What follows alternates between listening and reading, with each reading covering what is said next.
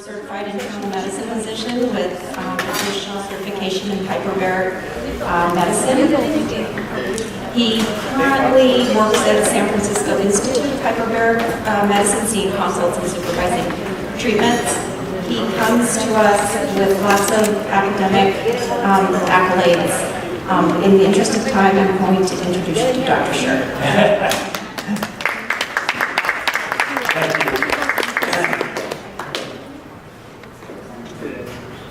Thank you very much.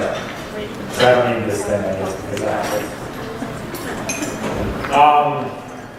Can everybody hear me? Yes. Okay. Well, again, my name is Dr. Scott Sherr, and I'm very happy to be with you all today. And I want to thank those who organized this conference for inviting me to speak. Hyperbaric oxygen therapy is what I do. I'm very passionate about what it can do. Today, we're going to talk about hyperbaric therapy as it relates to traumatic brain injury and the treatment of traumatic brain injury, both the acute, severe cases, the acute mild cases, TBI, as well as long term. There's a lot of controversy about hyperbaric oxygen therapy's role in traumatic brain injury and the treatment. But truthfully, that controversy is just politics. That's what I'm going to talk to you about today, all right? This is a therapy that works, and we see it every day in my clinic, clinics all around the country. And I'm going to show you the evidence that that's the case today. All right, so here we go. So I have to give you my disclosures. I am the former medical director at the San Francisco Institute of Hyperbaric Medicine. I still do consults for that facility. I am a medical advisor to a company called Hyperbaric Medical Solutions in New York that owns 3 hyperbaric facilities. I also do my own independent consulting on my own website, integratedhbot.com, and I am also a hospitalist, which is an internal medicine physician at Sequoia Hospital in Redwood City. So I'm busy, but I like it. Okay, so any medical physician has to start with their objectives, what we're going to be talking about today. So start with an overview. First is why we're all here today. We're here today to talk about how we treat traumatic brain injury. Okay. And I'd like to kind of break it down into these 3 categories. Big categories. The first is acute hospital care. Most patients that have traumatic brain injuries do have to go to a hospital initially. Not all. Mild traumatic brain injuries, concussions that you might see on a football field, for instance, you don't have to go to the hospital. But for the most part, emergency rooms are seeing lots of patients with acute concussions, acute traumatic brain injury. So there's that aspect of it. The next is the biggest aspect, right, is rehabilitation. That's a gigantic topic, and that's mostly what we're talking about at this conference and conferences around the world. How can we rehabilitate these patients? And there's lots of different ways, lots of very exciting ways. But then, after that, we're usually, unfortunately, left with patients that still have disability. And then we have a large category, what I like to call off-label drugs that we use. I call them off-label because these drugs aren't approved to treat traumatic brain injury. In fact, they don't treat traumatic brain injury. They just treat the symptoms of traumatic brain injury. Okay? No drug currently is FDA approved to treat traumatic brain injury. No drug. But we use a lot of them, right? All of those drugs are patches. They're trying to help quality of life, and there's something to be said about it, right? These are some of the categories: antipsychotics, amphetamines, like Ritalin to help with concentration, narcotics, anti-seizure medications, sleep medications, antidepressants, many of which come with black box warnings, warning you about the suicidality that may occur, especially in younger individuals. There's been 200 clinical trials for traumatic brain injury drugs. None of them have shown any effect in long-term outcomes for patients. So then we have hyperbaric oxygen therapy. And for the most part, I'm going to be saying hyperbarics, just to shorten it up a little bit. It's a mouthful. Hyperbaric oxygen therapy, hyperbarics heals wounds, okay? We know it heals wounds. It's been doing this for hundreds of years. And it heals them by going to the base pathophysiology of why we have wounds.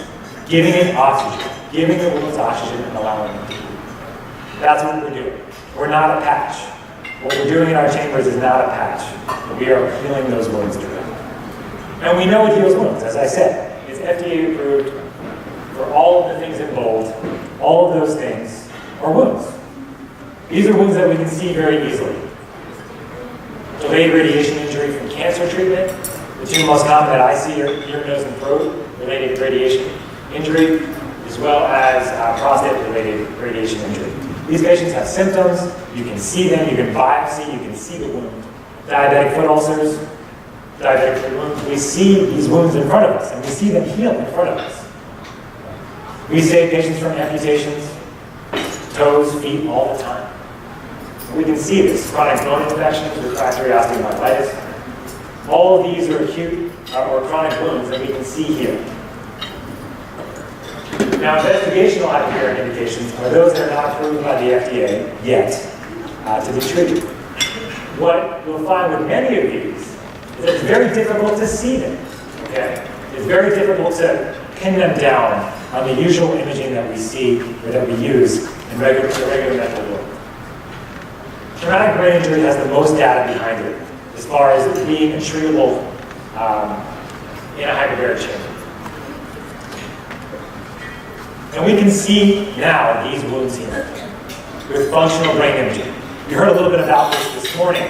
SPECT scans and functional MRIs are now being used to look at patients' brains and see where that brain injury is and document it. And then look at their brains, these patients' brains, after they get hyperbaric treatment and see the difference. See the pretty amazing difference in their brain metabolic activity. Okay? See these brain injuries heal. In my mind, this is the game changer because now we can see these brains changing. Okay? There's no like, oh, maybe they got better because of a placebo effect, which we'll talk about, because these patients' brains are changing, improving, and those brain injuries are healing. Okay, so I want to start off with a couple cases, and these are from my office. Former high-functioning executive falls and hits her head on a door frame and knocks her unconscious. She's down for about 30 minutes. She could not walk after the event. Woke up in the ER was completely normal. And she was sent home saying, you'll probably be better in a couple days. 3 months later, her symptoms continued to worsen. She had difficulty with short-term memory, directions. She couldn't concentrate anymore. And she started developing severe migraine headaches. She never had headaches before. Impulsivity followed with severe depression as well. And unfortunately, she had 2 suicide attempts. After the second one, she was in a psych ward for 35 days.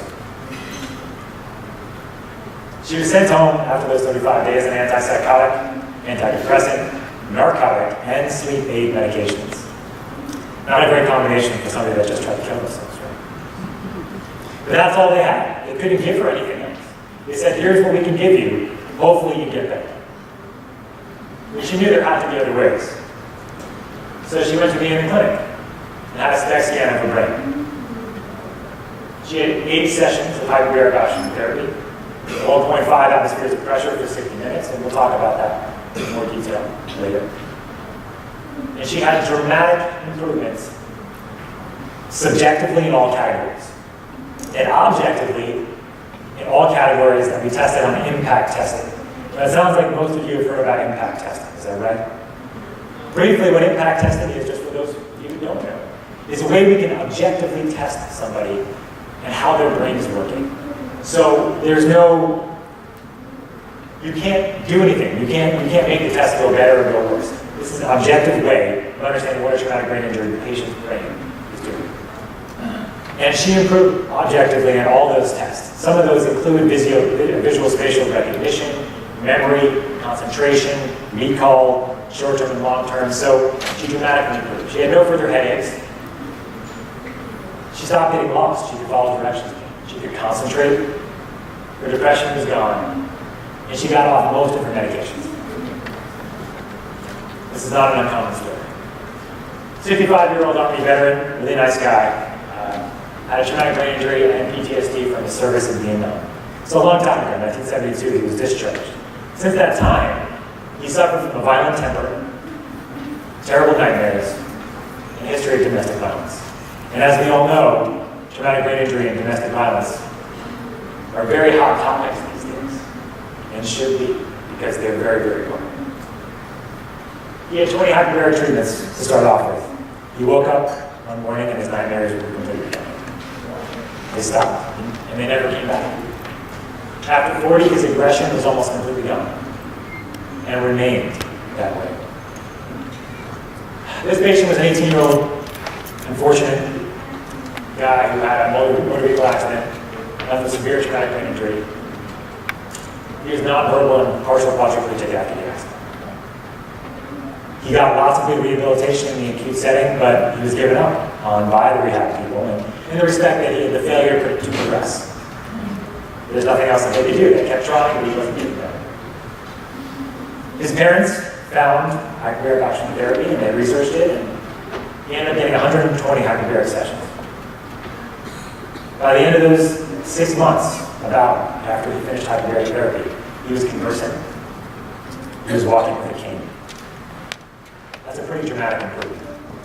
He wasn't back to normal, but going from being a partial quadriplegic to somebody who could walk with a cane and be conversing is pretty amazing.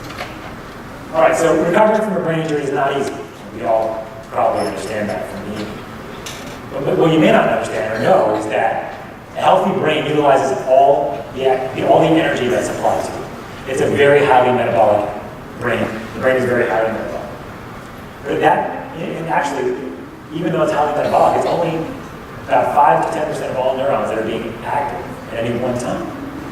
Okay, so even though it's a very highly metabolic tissue, that's all that's being active at one time. And it's taking a lot of the body's demand. 15% of the cardiac output, 20% of the total body oxygen consumption, 25% of the total body glucose. It's a very highly metabolic activity. It's very highly, it requires a lot to run. And it's very difficult for the brain, or for the body, to increase that metabolic activity to heal a brain injury. It's just not ready supply. There's no other way to get that brain the energy it needs. It needs ATP. Those cells need ATP, which is the currency of energy in our brain and in our body, to heal itself. And the only way to make ATP is to give the brain oxygen. That's what hyperbaric therapy is all about. Giving the brain, giving the body oxygen. Allowing a cascade of things to happen to allow those brain injured patients, to heal those wounds. Okay, so let's talk about what hyperbaric therapy is all about. Before we get there, actually, let's talk about what's in the air, because that's important to understand. We're all breathing basically at sea level right now, which is 21% oxygen, okay? The rest of it is mostly nitrogen. The rest, in smaller amounts, is those gases here and some other. Now, who knows where the highest place on Earth is, physically? Anybody know? You could just shout it. Everest. Not Everest, right? Okay. It's 29,000 feet above sea level. Now, most of us probably understand this, but this is a concept I'm trying to kind of hit home here a little bit. Is there more oxygen or less oxygen at 29,000 feet? Less. Less, right. Is there more pressure or less pressure? Is being on Mount Everest a healing environment? No, right? It's very difficult to breathe. People die going up there all the time. Now, what is the lowest place on the physical Earth? Anybody know? Close. Death Valley. The Dead Sea. The Dead Sea is 1,300 feet below sea level. Here's a website you can go to about all the healing effects of the Dead Sea. What is at the Dead Sea? More pressure, more oxygen, right? 4% more oxygen in the air, along with the pressure that goes along with it. Cardiovascular health, respiratory health, it's not just about the mud and the salt. But that's what the Dead Sea is also known for. Just to give you an idea of where we're going, okay? So, hyperbaric therapy is defined as the intermittent administration of 100% oxygen greater than atmospheric pressure. Oxygen and pressure. You need two things, not just the oxygen and not just the pressure, okay? Hyperbaric therapy comes from diving medicine. This is where hyperbaric therapy really gets its beginnings, its history.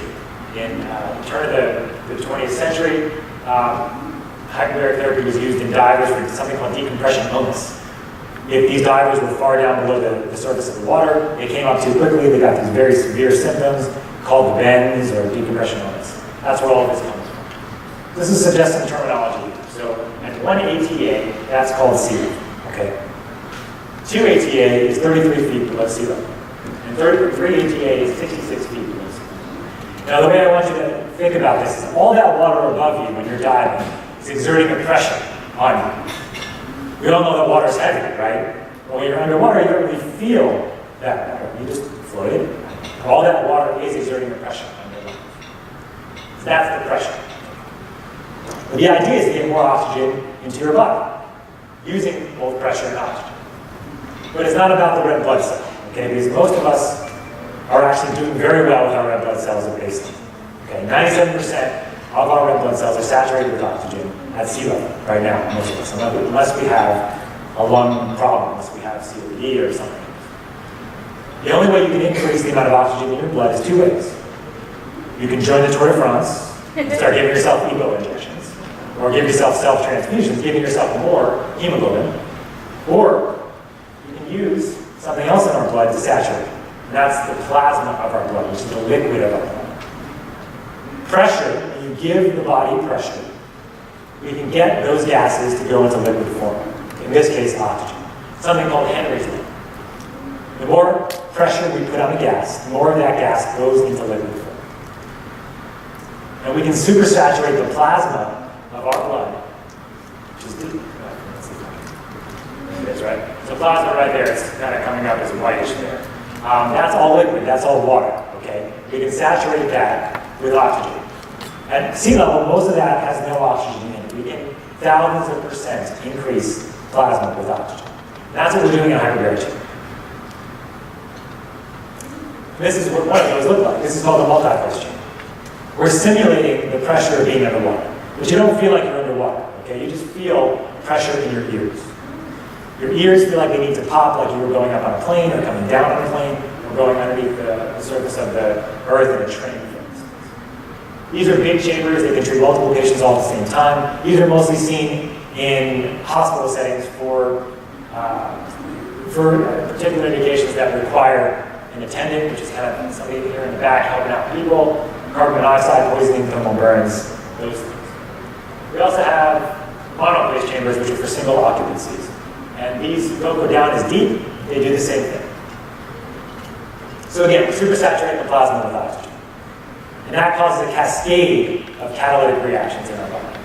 And it depends on when that stimulus is approaching our body. In the acute setting, if you have an acute injury, if you can get oxygen to a tissue, you can prevent a cascade of things from happening. When oxygen is deprived from a tissue breaks down. It gets inflamed, it swells, cytokines get released that make all these bad things to happen to tissue. If you can get hyperbaric therapy, if you can get oxygen into that tissue, you can mitigate a lot of that damage. Cellular metabolism, our mitochondria in our cells are the powerhouse of our cells. If you give those cells oxygen, which in a hyperbaric chamber you can diffuse into tissue and into cells 4 times as far, you can prevent those cells from dying because you're giving them what they need to produce energy. And then we're also modulating the DNA. Hyperbaric therapy has been shown, at least now, to probably regulate about 8,000 genes in our body. It upregulates genes that are responsible for growth and repair, and downregulates genes that are responsible for inflammation and cell-mediated death, which is also called apoptosis. This is pretty powerful stuff. This is all physiology. This is stuff that we can see. Okay, so in traumatic brain injury, in the acute setting, what hyperbaric therapy is doing is decreasing, number one, intracranial pressure. And that's a big deal, right? Because in the acute setting, if it's a severe traumatic brain injury, or even if it's a mild one, truthfully, there is an increase in intracranial pressure. And this kills patients. It kills them all the time. And it does that by decreasing swelling. And it decreases swelling by decreasing the size of the vessels. Okay? When you decrease the size of the vessel, you decrease all the stuff that's being leaked out of that vessel if it's been injured. Okay? And that's what causes the swelling. Now you might think if you're decreasing the size of the vessel, you're also decreasing the ability of that blood vessel to deliver oxygen and deliver blood to a tissue. But that's actually not the case. Because you're able to saturate the blood with so much oxygen, the net is that you're actually increasing the amount of delivery to that tissue. It also decreases inflammation. And it does that in a number of different ways. One that I spoke about in the setting of preventing that tissue from breaking down. Another one is it also modulates a lot of the cytokines that get released when inflammation happens. It also prevents cell-mediated death, like I spoke about. And the buzzword today, if you're going to remember a buzzword, it's going to be, there's a couple different words for it, but pericontusional tissue, or the area of brain around the direct impact. And the way I like to depict that is with this up here. Okay. If you have a still lake, or a pond, or a puddle, whatever, and one drop of rain goes into it, there's an area of direct impact, and around that direct impact is the ripples around it. Right? That's how I like to think about traumatic brain injuries, strokes. You have a direct area of impact, and then around that you have all this tissue that gets the ripple effect, okay? That gets injured, but not as badly, okay? But it's still at risk of dying, number one, and it's still at risk of not functioning appropriately, or as well as it could. That's where hyperbaric therapy seems to have the greatest effect. Dead tissue is dead. It's not coming back. It's not going to come back in a hyperbaric chamber, it's not going to come back anywhere, okay? But that's the smallest area. If you think about the ripples, those are a much greater diameter, a much greater size. And there's a lot more potential there for us to do some significant work. It protects this tissue, having this supersaturation of oxygen, okay? Because you can prevent all that tissue from having a lack of blood flow or a lack of oxygen being delivered to it. It also ramps up the efficiency of all aspects of wound healing. It also mobilizes stem cells from our brain, actually, we think, neurostem cells, as well as our bone marrow, to go to the area of injury and help heal. In the chronic setting, when I make the distinction from acute to chronic, this is a gray area. Nobody really knows when that distinction should be made, but somewhere between 3 and 6 months. It regenerates what we call the stunned, or the non-optimally functioning neurons, the axons and the glia, which are the parts of the neurons, in that pericontusional tissue. And we can see that on imaging, which is very exciting. It also makes new blood vessels form. If you can do that, now you're delivering all this blood to that tissue. So you don't need to be in a hyperbaric chamber to continue to get oxygen to that tissue. It mobilizes stem cells and prevents cell death. When you're talking about neurons, that's a pretty big deal. Okay, so this is a SPECT scan, and what I want you to focus on is this picture here. This is the bottom of the brain, the other side of the brain, and all this really shown here is the gradation of blood flow. Okay, black is the worst, white is the best. The green is not so good, right? Before hyperbaric therapy. Afterwards, some of that green's still there, but we have a lot of red now in that area. We have a lot of yellow. Improvement in blood flow. Some white here on the sides. So the idea is that we can see that brain changing and that blood flow improving after treatment. This is at a microscopic level looking at a blood vessel. The blood vessel has an injury to it. Downstream of the blood vessel, this area here, all that tissue starts breaking down. But in a hyperbaric environment, you can prevent that breakdown because you're still getting oxygen to that tissue. You can allow new blood vessels to form around the area of blockage, and none of those bad things happen. None of those, that whole cascade of inflammation and breakdown occurs if you can get somebody in a hyperbaric chamber. Now, where the controversy lies is here, placebos and shams, and how hyperbaric trials are designed. Now, most of us understand what a placebo is, in theory. You know, placebo is a medically ineffective treatment. It's not supposed to work. An effective placebo simulates treatment in all ways, except for the intervention in question. Now, they talk about shams a lot in hyperbaric treatment trials. And the reason for that is that shams are supposed to be placebos, but when you have a procedure involved, it's called a sham. That's it. Okay? A sham is a placebo is a sham.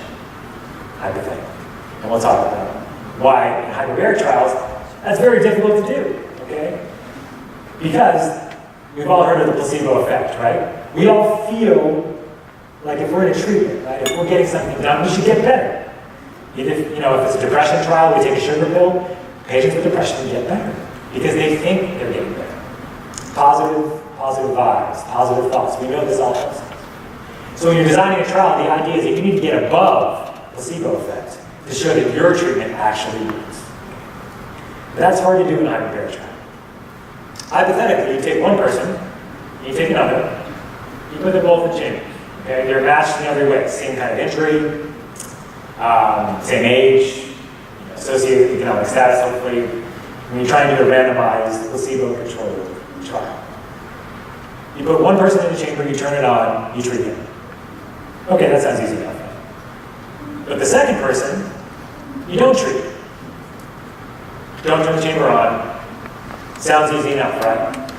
The problem is, if you don't turn the chamber on, these guys that aren't getting treated are going to figure that out. And the reason for that is that when you're getting treated with hyperbaric therapy, you feel that pressure sensation in your ears, right? These guys are going to talk to these guys, they're going to the chambers with the same days, doing the same things. They might figure it out that they're not getting treated, and that exerts a negative bias into your stuff. The problem is that we have ears, basically. You can't do a hyperbaric trial with ears. Yeah, it doesn't work with earmuffs, no. You need, so that pressure sensation is in the eardrum. Okay, so earmuffs aren't. So what they've done, in some of these trials that we'll talk about, is give them minimal pressure. Okay, and the minimal pressure that you need to feel like you're getting treated in a hyperbaric chamber, I don't know what happened to that line there, sorry about that. The minimum amount of pressure that you need to feel pressure is 1.2 to 1.3 atmospheres of pressure. Okay. The problem is once you do that, once you turn on the chamber and give them pressure, you no longer have a placebo. You no longer have a sham.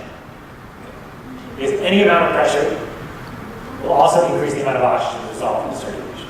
And even small changes in pressure can have measurable effects on human physiology. We talked about the Dead Sea. Right? That's a pretty minimal amount of pressure and oxygen. And actually, 1.3 atmospheres of pressure of compressed room level or room air or sea level air will increase the amount of oxygen in your blood by 43%. 43%. Does that sound like a placebo to you? So just for comparison, 1.5 ATA of 100% oxygen in the chamber increases your blood saturation of oxygen by 700%. 1,200% at 2.4 atmospheres of pressure. 1.5 ATA is the usual pressure we use for brain injury. Okay? This is a peripheral wound healing pressure. The brain can't get too much oxygen. The brain is very sensitive to oxygen. So, 1.3 ATA of hyperbaric compressed air is the sham treatment in the military trials. The ones that have come out lately saying hyperbaric doesn't work. There's something wrong with it, right? A sham group that receives any increase in pressure, oxygen, and or nitrogen will not be a true sham, okay? Remember, and when they give you the conclusion to these studies, they'll say hyperbaric had no effect. The sham group did as well as the treatment. But is it really a sham? The answer is no. It's not. They all have physiological effect. All right, so let's talk about some of the trials briefly that showed that hyperbaric therapy was helpful. The first one is an acute severe traumatic injury. And this is a very significant study. Rocks Walton in Minnesota. Luciani Gross and Fradi, these guys are in Israel doing some really amazing work there, doing mild traumatic brain injury work. These guys in Israel, game changer. Because not only are they doing the studies, but they're showing on brain imaging, on SPECT scans, these patients are not only getting better symptomatically on both subjective and objective testing, but they're looking at their brains and they're correlating those improvements on cognitive scores. Parch cannot be left out of this equation. He's doing observational studies. He's actually recruiting for a new study in New Orleans for mild traumatic brain injury. The Israeli guys have also done a study on stroke that was, I think it was in 2012 or 2013 it was published. Significant improvements on patients post-stroke using hyperbaric therapy. Also using SPECT scans on their studies, yes. So this is the Roxwald study. It's a mouthful. I'm not going to say it all here, but basically what they did was they randomized 42 patients. Their mean Glasgow coma score was 5.7, so pretty significant injury. And they randomized them into two groups. Okay? One group got 1.5 atmospheres of pressure, which is about 25 feet of seawater, by the way, just for comparison, so you can have a visual, for 60 minutes. Each of those treatments was followed by 3 hours of 100% oxygen just on a face mask. And they did that on 3 successive days, just 3 treatments, 72 hours.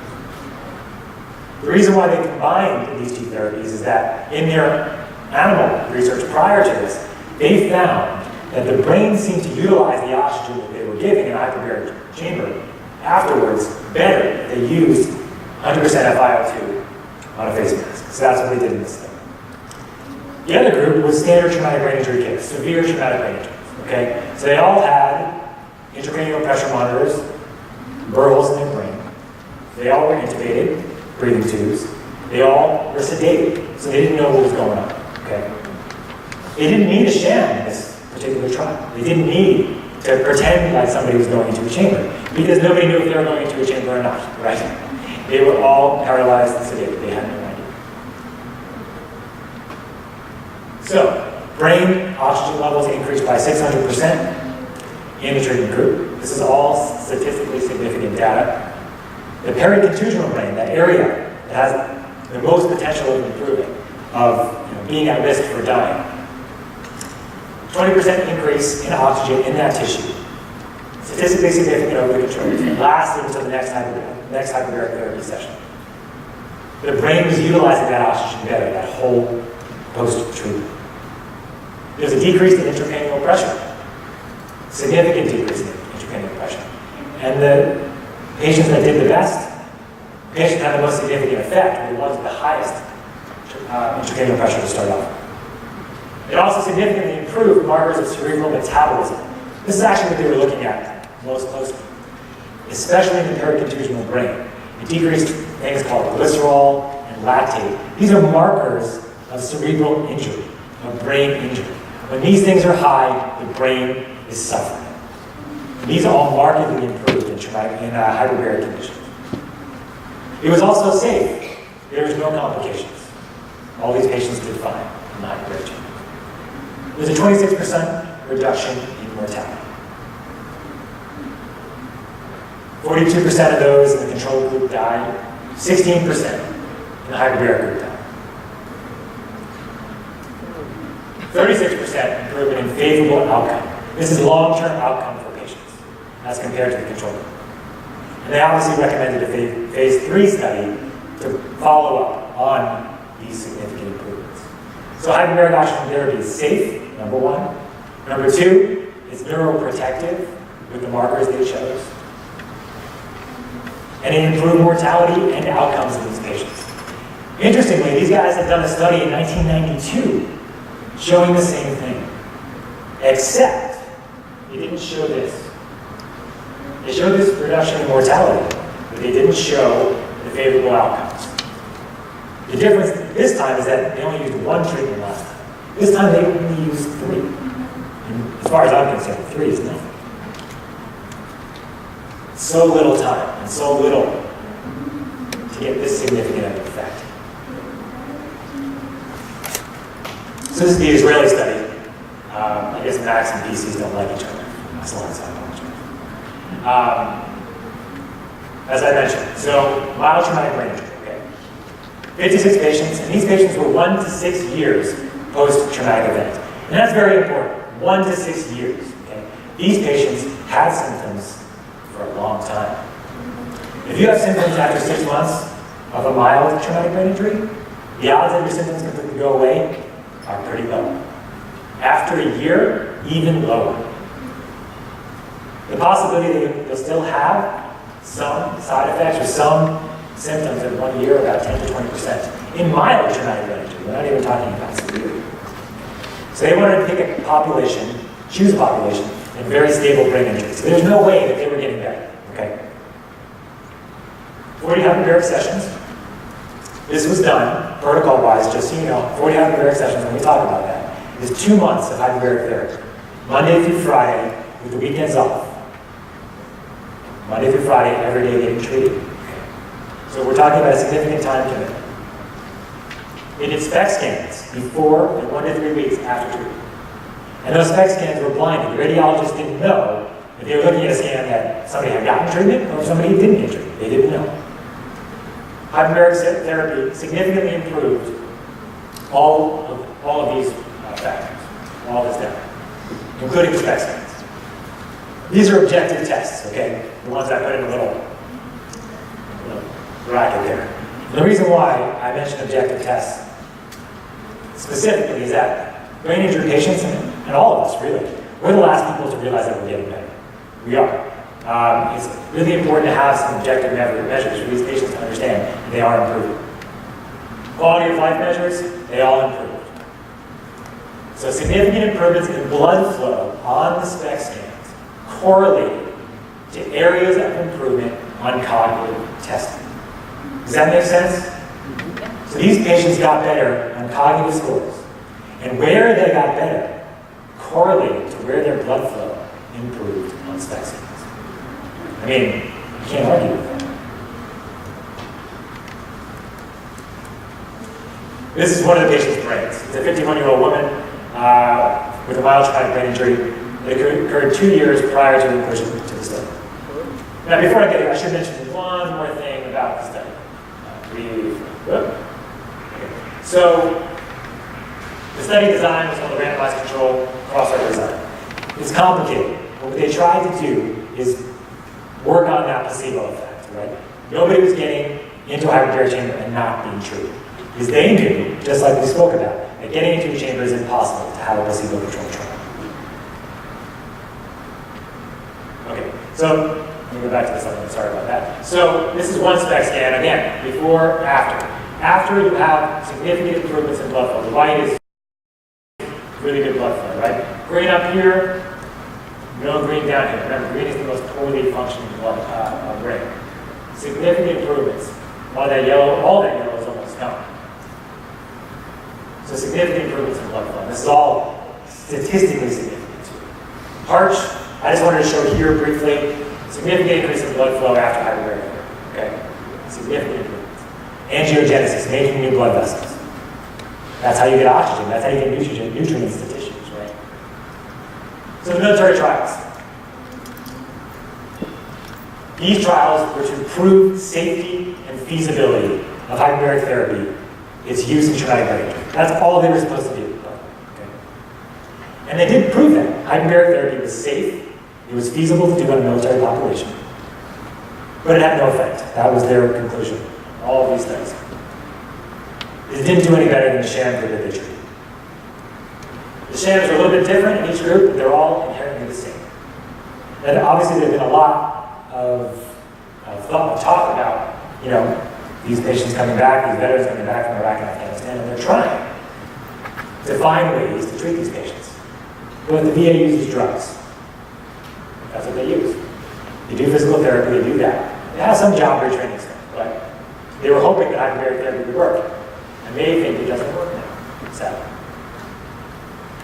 All their studies included sham groups that were not true sham. Okay? They weren't placebos. They all received either increased pressure, increased oxygen, and or increased nitrogen. Which, by the way, is anybody a diver here?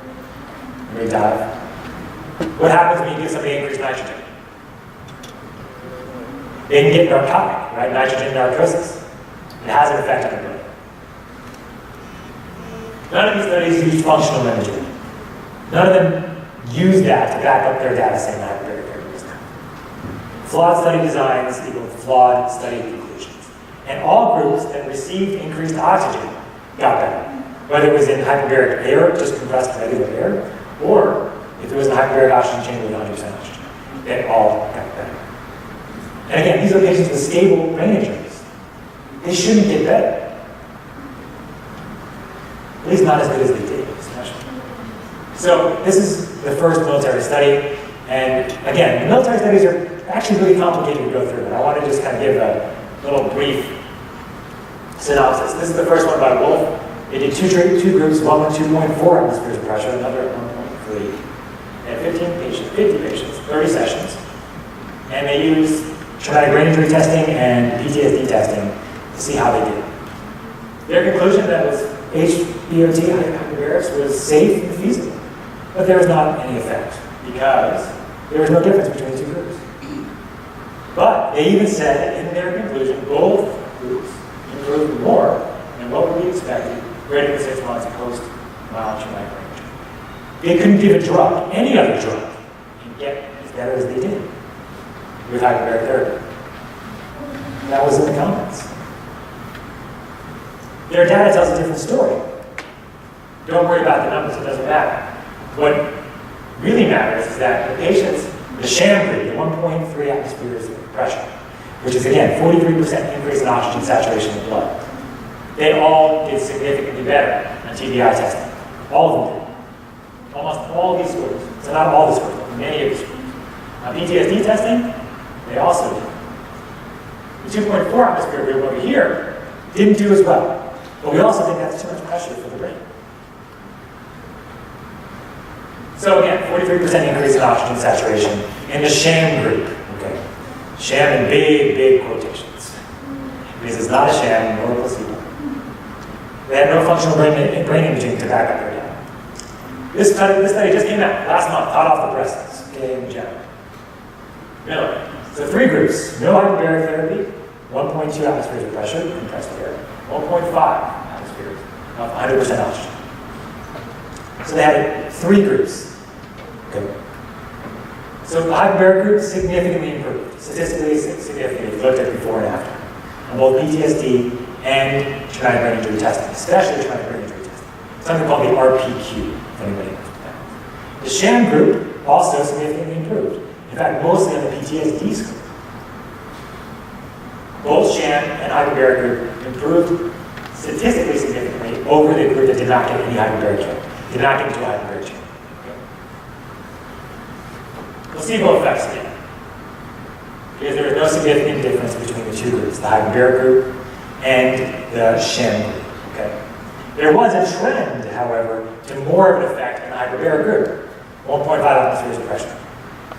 Now, what I should have said earlier is that all these studies are very small. We don't have cardiology funding. We don't have a drug that we can treat 10 million people with. We don't have literature, right? So these trials are small. So it's very difficult to show big effects. That's probably one of the reasons why we have these issues with some of these studies. It's labor intensive, it's cost intensive. So flawed study design, flawed conclusions. All groups that received increased oxygen got better. So I wanted to mention there are 2 studies that are currently just finishing up or finished already that should be coming out soon. This is another military trial. I'm not expecting anything different. But if you know somebody with a mild traumatic brain injury, there's 2 places you should go right now if you want to get them enrolled. LSU is enrolling a study, hyperbaric oxygen therapy for mild traumatic brain injury. Paul Hart's doing that study. Utah is another military-related study that's actually a civilian study. Okay. They're enrolling as well. Now, they'll have the same 3 groups as the one that I just showed you, but hypothetically, if you get either of the groups, getting hyperbaric care, air or oxygen, it might be beneficial. Joe Namath, you guys all know who Joe is, I'm sure. He's actually funding a study with a guy named Dr. Gary Miskin in Florida. They're doing former NFL players, up to 120 hyperbaric sessions, and they're using SPECT scans to document improvements in these players, which is very exciting. University of Washington will be setting up a study this year using hyperbaric oxygen therapy plus stem cell therapy to treat traumatic brain injury. It's very exciting. University of Minnesota, the Roxwalds, that study, which by the way was a civilian study, I should mention. They're going to be doing a study on acute severe traumatic brain injury, a phase 3 trial of their previous trial. They're also going to be doing a study on acute stroke as well. company I work with in New York that has 3 hyperbaric facilities, they're working on getting a study started on acute concussions as well. And unfortunately, there's not a whole lot of data on acute concussion management and hyperbaric therapy. But the physiology is the same, right? And we'll talk about that a little bit when I talk about protocols. So, hyperbaric protocols for traumatic brain injury. In the acute setting, we have, I break it down in sort of 2 categories. Acute severe traumatic brain injury, there's nowhere that you can go right now and get hyperbaric therapy for acute traumatic brain injury if it's a severe one. Okay? Not even the Roxballs are doing it until the study starts. Hypothetically, you would use their same protocol. That's all we have for it. Now, in concussion management, this is a very interesting and a very exciting area of research in the hyperbaric field. We know, I see this in my clinic, we've treated these patients, NFL players, high school players, acute concussions respond to hyperbaric therapy the same way as a severe traumatic brain injury will. Decreasing inflammation, decreasing swelling, preventing that pericontusional area from having a lack of oxygen, healing that wound. Okay. So we are very sure that it's going to work for these patients. We see it work in our clinics all the time. In a chronic setting, these are patients that have had traumatic brain injuries for some time. It's more involved. You need more hyperbaric therapy. Okay? 40 sessions is usually the minimum. It's done over a 2-month period of time, Monday through Friday, with the weekends off. And that's just the initial hyperbaric protocol. Okay? So we're talking about a significant time commitment for patients, right? But what's more important than our brain? And that's what I tell my patients. If we don't have our brain, we don't have anything. So it's labor intensive, it's time intensive, and it's cost intensive too. That's all important to realize, but it's about the cumulative nature of hyperbaric therapy. If you're not getting there every day, not doing therapy every day, you're not going to get the benefits that can potentially be yours if you get there every day and do therapy. Up to 120 sessions have been done and have been significantly effective in patients. There's a lot of questions over here too. There's been no data, no studies yet about hyperbaric maintenance or the role of soft chambers in all of this. We do know that hyperbaric chambers that are soft go to 1.2 atmospheres of pressure in compressed air. So I do think, personally, that there is a role for them in the long term. But not in the short term if you have the choice. Because if you can get more oxygen and more pressure, and what we think is the optimal pressure, that's the way to go. The acute management, for that reason, I think should be in the hard chambers, if at all possible. Now again, there's cost issues, and there's time issues, and there's all these other things that go along with that decision to make. There's also changes in diet that seem to be helpful, supplementation. This is all stuff that I'm doing in my clinics, or the clinics that I refer patients to. This is all cutting edge stuff that really hasn't gotten to even the point of being on the slide, truthfully. But it's happening. The side effects of hyperbaric therapy. Hyperbaric therapy is very, very, very safe. The side effects are so minimal compared to all the drugs that we're using to treat traumatic brain injury. It's like apples and oranges, really. Ear barotrauma is really the only one that matters. And this is completely preventable. Ear barotrauma is when your eardrum gets an injury from being in a hyperbaric chamber. The only time this happens is if you go to a facility or you use a chamber at home and somebody doesn't tell you beforehand. Hyperbaric therapy should never hurt. Plain and simple. If it hurts, something's wrong. And it's very easy to prevent this from happening as long as you're aware what you're supposed to be looking out for as a patient and having somebody with you, like a hyperbaric technician, that knows how to get you through those pressure changes. These other ones exist, but very rarely at the pressures that we're using for traumatic brain injury. Time consumption, right? It's time consuming. Is that a side effect? Not really, but it's important to put up there. Claustrophobia is another one. You are in a compressed chamber that is sealed, but unless you have severe claustrophobia, you can find a chamber now that are big enough and most likely to get over that fear. Some of these other rare side effects that I need to mention, oxygen toxicity can happen in the brain and the lungs. It's very rare the pressures we use for traumatic brain injury. We take it very seriously. Something that we always keep in mind, and that you should see a physician before you get hyperbaric therapy. Okay? I don't care if you're going to get a soft chamber treatment or a hard chamber treatment. You need to see a physician that goes over the risks with you, and you understand what you need to be looking at when you're in the chamber and looking out for. And also, what your risks are for these things, okay? So please don't go into the chamber without seeing a physician first or talking to him. Okay, so cost. This is really where everybody gets upset.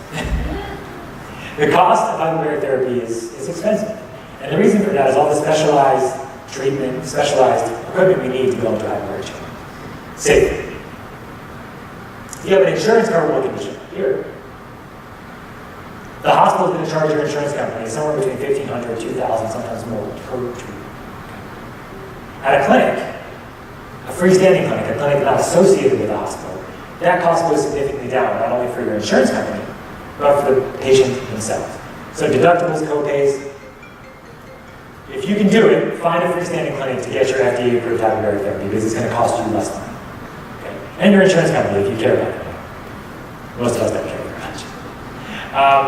But for investigational conditions like traumatic brain injury, you need to go to a clinic. There's no hospital, unless it's an investigational trial protocol, that's doing traumatic brain injury work at this point. In the Bay Area, it's going to cost between $200 to $350 per treatment. So you can do the math, times 40. It's not a small amount of money. But what I tell patients all the time, what's more important than your brain? It's not just about me telling them that. We have to find other ways to help patients and get them this treatment. We have payment plans, a lot of the facilities do. My patients go to crowdfunding now. That's a great vehicle. They get their friends and their colleagues to help them get through treatment. And there's nonprofits, 501c3s that can help fund hyperbaric therapy. Some of them that do that specifically. One of them is here. So in the Bay Area, these are your locations. Okay. There's Bay Area hyperbarics. I want to thank them for recording our presentations. Thank you for coming. They have 2 locations in Los Altos and Los Gatos. Did I get that right? And there's also, it's not Regional Medical Center, it's O'Connor, is that right? O'Connor in San Jose. Stanford has 2 chambers. But again, if you're looking to get traumatic brain injury care, you need to go to a freestanding clinic. There'll be a new center opening up in San Francisco 2015, God willing, and fire marshal willing, right? There's also the San Francisco Institute for Hyperbaric Medicine. They're now located in Oakland. I do still see consults there occasionally. Ken Stoller, he'll be talking tomorrow actually. He is a hyperbaric guy as well. He's been doing this a long time. He has a hyperbaric chamber in San Francisco. He's just treating off-label patients. He just has one chamber as far as I'm aware. St. Francis, they have some chambers as well. Advanced Hyperbarics in Marin, in New York. I'm affiliated with 3 chambers, 2 on Long Island. Sorry, I'm from New York, so I say on Long Island. I know most of us outside of New York say in Long Island. It's really hard for me to say. It doesn't sound right. And I'm also available on my own website. It's nothing fancy. It's just a way to contact me if you have any questions. And what I've been doing is trying to help patients across the country get hyperbaric therapy, whether it's for traumatic brain injury or whatever, at their local facility, and talking to those facilities directly, because it's really important for me to understand what these guys are doing and how I think I can be helpful with these patients across the country. So some partners in the Bay Area, I wanted to mention the M Clinic, and I know Kim's here today from their facility. They're treating traumatic brain injury as well. And they're really essential in this healing process because they are giving us the imaging. You know, we're talking about different ways we can get these images before and after hyperbaric therapy to really document that these patients are improving. We're working closer and closer together, which is great. One Hit Away Foundation, Jill and her husband Darren are here today, and I really appreciate what they're doing. They are a nonprofit. They are an advocate for patients that have had sports-related brain injury. I encourage you to go to their website, donate if you have the money to do so, or help them in any way that they think that you can help them. I know they're having a golf tournament come up. You can come to their golf tournament. And Dr. Mark Renneker, he's a friend of mine and a colleague at UCSF. And I just wanted to mention him in a public setting, public venue, because he's a very big supporter for what I do. He refers patients to me all the time. He's very cutting edge. There's a lot of dietary stuff. Works with a lot of traumatic brain injury patients, Parkinson's patients, Alzheimer's patients, patients with advanced cancer. And I see a lot of these patients in consultation, so I want to thank him personally. Okay, so in conclusion, hyperbaric oxygen therapy heals wounds. It heals them no matter where they are. And it's all about the baseline physiology of what we're doing by putting oxygen, supersaturating that oxygen in the blood. Catalytic reactions, healing wounds, stem cells, blood vessels formation, protecting that area of potential wound, healing that area at the pericontusional point. And we're doing it safely, okay? The side effects are so minimal for what we do if it's done in the appropriate way. Compared to all the drugs that we're treating these patients with, it's like night and day. The side effects are so minimal. And most of the patients that go through therapy may not be able to get off all of their medications, and most of them do dramatically decrease what they're taking. Thank you.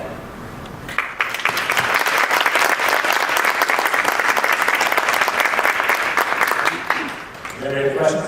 Yeah. Have any studies been done that compare, people that have had HVOT and FIM scores? So correlated with function, because that's how we're going to get Medicare to pay and insurance companies to pay. Sure. So the question is, have there been any studies showing hyperbaric oxygen therapy with FEM scores, which I believe are a type of movement functioning? Yeah. So the answer is yes. I mean, the Israeli study used quality of life measures that included functional capacity. Most of these studies, though, have focused on sort of brain-related cognition in the sense of attention, memory, recall, visual spatial recognition. A lot of patients, most patients have been studied that have had severe traumatic injuries, and that's what we're talking more about, the functional. There's an interesting study that just came out in cerebral palsy patients, interestingly, with hyperbaric therapy that was out of India that showed significant motor functional improvements in patients that did get hyperbaric therapy. So I think that's going to happen more and more, but we haven't gotten to the sort of functional side of the TBI as much as the cognitives. Any other questions? Yes? For each therapy, how long does the person go in the chamber for? And you said 40 consecutive therapies. So the first question was how long patients are in the chamber for, right? So it's 60-minute length treatment. All in all, kind of door to door to the hospital, or to the clinic, about an hour and a half that will be there. So it's a significant portion of your day, right? So 60 minutes in the chamber. 60 minutes in the chamber at pressure. So there's so much I could talk about in this lecture. I tried to make it as straightforward as I could, but the actual experience of being in a hyperbaric chamber, you have to get to the pressure, right? So 25 feet below sea level, 1.5 atmospheres of pressure, takes about 5 to 10 minutes, depending on the patient. Once you get down there, you treat them for 60 minutes, then it takes another 5 to 10 minutes to come out. So total, you can do that. Then was your question about 40 treatments? It's like consecutive treatments. Right, so when I mean consecutive, I mean Monday through Friday, Right. banker's hours, basically, without the weekends. But sometimes we do treat on Saturdays too. No skipping. No skipping. We don't want patients to skip, because the more you skip, our experience has been the less effect that you have. Yes? Do you have a once a week? Once a week therapy? Yeah. So now we're treating traumatic brain injuries in the acute setting, because again, it's the cumulative nature of hyperbaric therapy that's working on the DNA level to change how our genes transcribe proteins. That takes time, and it takes a number of treatments in a row to get there. So one treatment session a week is not going to cut it. Now, that being said, there may be a role for something like that in the long term for somebody to maintain their benefits from hyperbaric therapy. We don't really know about that yet. Does that answer your question? Chronically, I guess, right? Right, potentially. Yes. For an individual who lives in the Bay Area who does have a chronic TBI, what would be the first step to start exploring treatment? So the question is the first step of exploring treatment if you have a chronic traumatic brain injury. Just saying that. Okay. I'll help you, sure. There's lots of places to go, and I have good relationships with Bay Area people, as well as the patients at the clinic in Marin. I work in Oakland still a little bit as well. So I have a lot of connections in this area. I really do know the people that can help you or the person you're referring to. Thank you. Yes? What are conditions that you people would seek out the treatment for instead of range from matter? Sure. So your question is, What are what other treatments are that we do hyperbaric therapy for? yeah. And I did list them in the beginning. There's a lot. That's okay. That's still fine. I put a lot of information up there. You know, and it was a very brief slide. So traumatic brain injury is probably the one that we treat with the most improvements in patients. Okay, that's not covered by insurance at this point. Aside from that, stroke is number 2.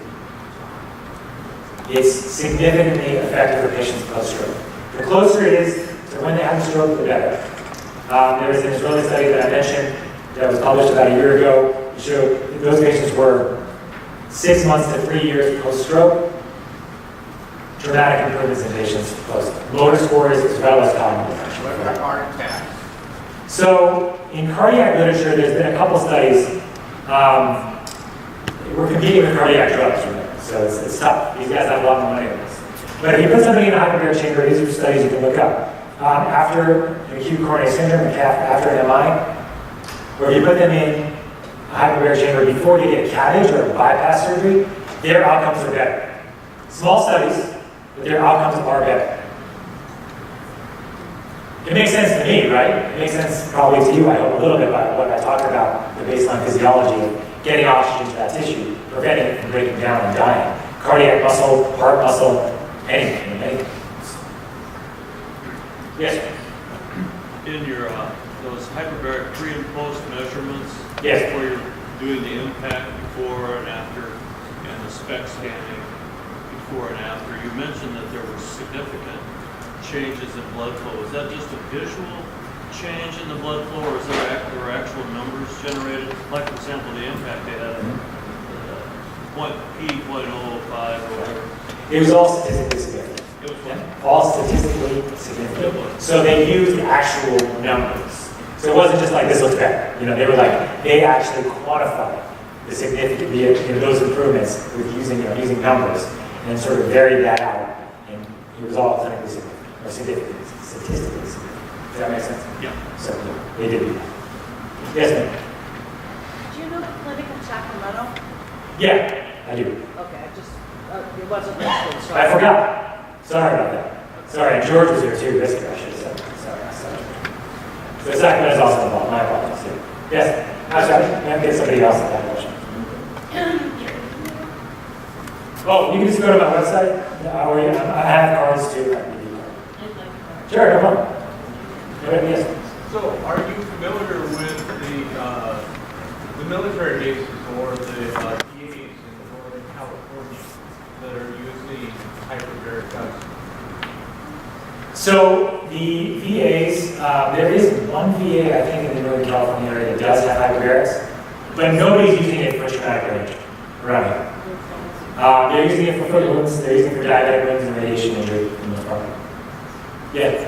Was there any documentation that hyperbaric therapy was used during surgery?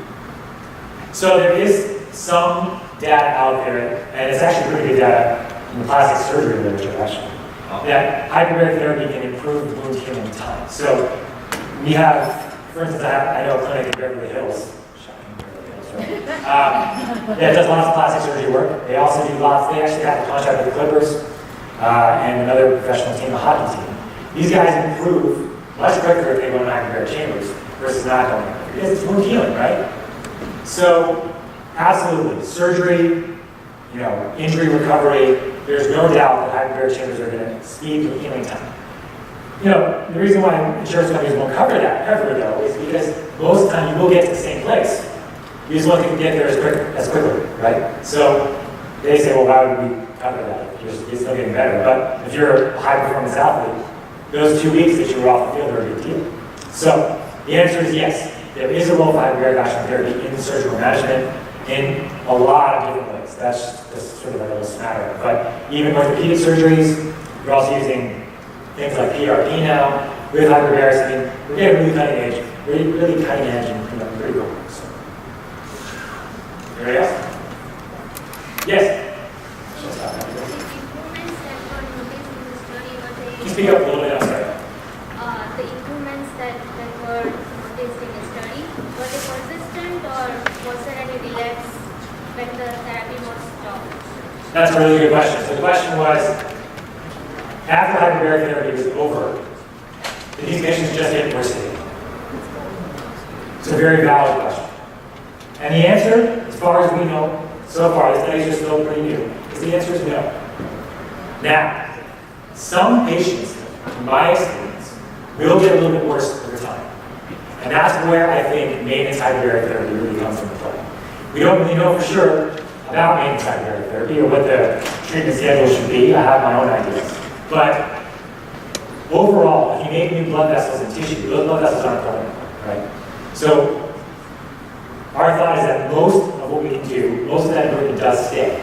But over time, we're not curing patients, okay? And I never say that we cure patients. We're significantly improving these wounds. There's always the possibility there may be degeneration down the line. So what I found in my own experience is that patients that have had traumatic brain injuries, and I think we all know this, they're much higher risk to have another one, okay? And that happens even after hyperbaric therapy has been done. In my own experience, again, these patients get treated again in my clinics, in these chambers, their improvements get to where they were beforehand with their first round of hyperbarics quicker, interestingly. Because we think that, the scaffolding is already there, right? We've already made that scaffolding with hyperbaric therapy. So the answer to your question is yes, we do think that these mostly do persist. There may be some degeneration over time, but we think we can mitigate that by further hyperbaric therapy. Yeah. Last question, then I think I have to wrap up. What happens if you can only get like 20 sessions in instead of the 40 that you recommend? So the question is, what if you can get only 20 hyperbaric sessions? Or percentage? Sure. The answer is it really depends on the individual. It depends on the person coming to see me or to the clinic, whether we think that that's something that may be beneficial to them. It's very individualized. I can't say, for one person that has a mild injury that maybe has, a couple different symptoms that they're just really not getting better, maybe that would be enough. As you know, the maximum angiogenesis, the maximum amount of blood flow, maximum amount of blood vessels that we can make happens at about 20 treatment sessions. So 20 is really the minimum that I typically allow patients to do in somebody that's had a traumatic brain injury for a long period of time. But 40 is really ideal. Well, thank you all very much. I appreciate the questions.